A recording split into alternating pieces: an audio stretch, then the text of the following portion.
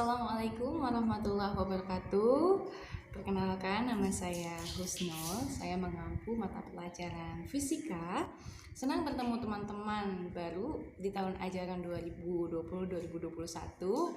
Semoga di kondisi pandemi ini tidak menyurutkan semangat kita untuk tetap belajar dan meraih prestasi. Kita doakan saja semoga kondisi segera normal, kondisi segera pulih sehingga kita bisa bertatap muka secara langsung di ruang kelas. Nah, sebagai perkenalan dan kesan pertama kalian untuk mempelajari fisika di SMA, saya mau mengulas sedikit tentang hakikat ilmu fisika dan metode ilmiah.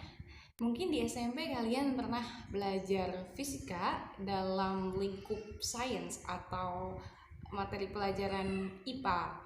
Nah, untuk di SMA ini, fisika menjadi mata pelajaran khusus yang akan membahas tentang berbagai fenomena yang terjadi di alam semesta, termasuk salah satu diantaranya COVID-19 ini. Nah, udah gak sabar kan untuk belajar fisika?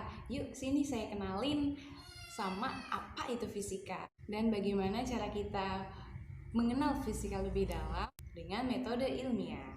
Selamat menyaksikan. Berikut ini kompetensi dasar, materi pokok, dan yang harus kamu kuasai di materi hakikat ilmu fisika dan metode ilmiah. Selamat belajar. Buat apa sih belajar fisika? Berikut ini 6 lingkup materi yang akan kita pelajari di SMA.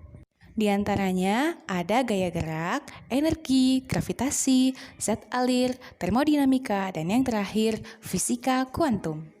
Setelah kita mengenal lingkup pembelajaran fisika, mari kita mengulas materi fisika satu persatu menggunakan metode ilmiah atau scientific thinking.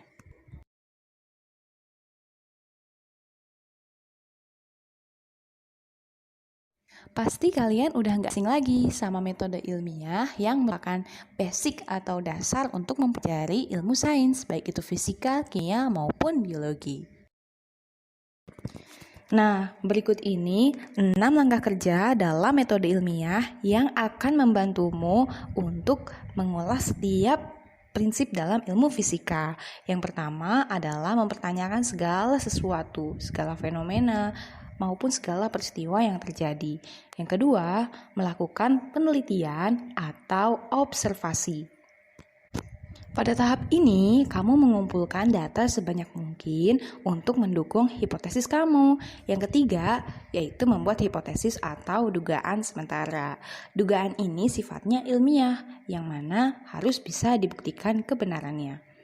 Yang keempat, eksperimen atau melakukan percobaan, melakukan penelitian ataupun melakukan praktikum untuk membuktikan apakah hipotesis kamu bisa diterima atau ditolak. Tahap selanjutnya yaitu menganalisa hasil percobaan. Pada tahapan ini, data-data yang telah kamu kumpulkan dan telah kamu buktikan pada tahap percobaan sudah berubah menjadi informasi yang siap disajikan kepada khalayak. Tahap selanjutnya adalah menginformasikan hasil penelitianmu ke khalayak umum. Nah, itu dia 6 langkah kerja dalam metode ilmiah. Mudah kan? Berikut ini contoh penerapan metode ilmiah. Tampilan pada layar kalian ialah tabel yang berisi informasi tentang epidemi virus yang pernah menyerang sistem pernapasan manusia. Di antaranya ada SARS-CoV, MERS-CoV, dan COVID-19. Nah, kita bedah satu-satu dengan langkah kerja metode ilmiah yang baru saja kita pelajari. Langkah pertama ialah mempertanyakan. Nah, adanya pandemi COVID-19 yang ditemukan di Wuhan, China pada 31 Desember 2019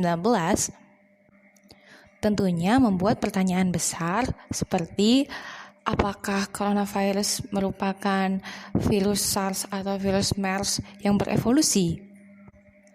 Atau apakah coronavirus sebenarnya merupakan senjata bioteknologi yang sengaja diluncurkan untuk mensukseskan program depopulasi?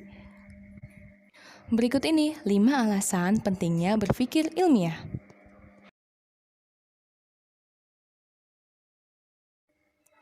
Yang pertama, melatih cara berpikir logis, sistematis, dan empiris dalam memperoleh pengetahuan yang benar.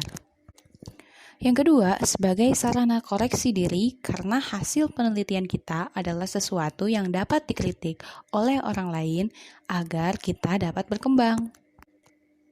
Yang ketiga, melatih kemampuan komunikasi kita dalam mempertahankan argumen yang didasari dengan fakta dan data, bukan opini.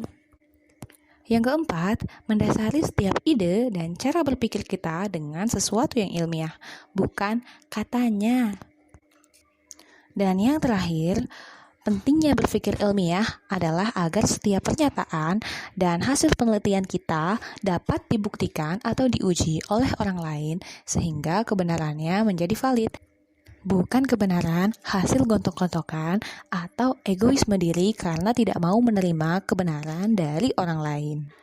Nah, dari tabel yang tadi sudah kita ulas bersama, dapat disimpulkan bahwa ketiga virus, yaitu SARS, MERS, dan coronavirus adalah tiga hal yang berbeda berdasarkan pada informasi pertama kali ditemukannya, yang kedua, peluang yang menginfeksinya, gejala penyakit tersebut, dan yang terakhir adalah tingkat kematiannya.